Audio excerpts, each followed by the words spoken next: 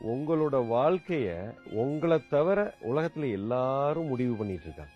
என்ன சொல்லி கொடுத்தாங்கன்னா, நீ 4 பேருக்கு நல்லவனா இருக்கணும்னு சொல்லி கொடுத்தாங்க. நீ உண்மையா இருக்கணும்னு யாரும் உங்களுக்கு சொல்லி கொடுக்கல. ஏன்னா உண்மையா இருந்தா நிறைய பிரச்சனை வருது.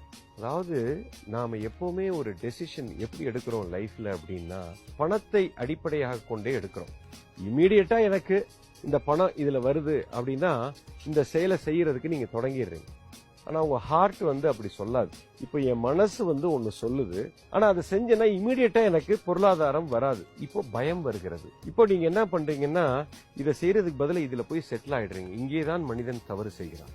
உள்ள இருந்து சொன்ன விஷயங்களை அமுக்கிட்டு இப்போ நீங்க சமுதாயத்துக்காக வாழ ஆரம்பிச்சிட்டீங்க. இந்த இயல்பு தன்மையை ஒரு மனிதன் இழந்ததனால் வந்த பிரச்சனை தான் இது. தன்னைத்தானே எப்ப ஒருவன் பார்த்து இயல்பு தன்மையில இருக்கும் பொழுது தான் என்ன செய்யணும் அப்படிங்கிறது தானாக உள்ள இருக்குதுங்க. அது உள்ளே இருந்தே வெளிப்படும்.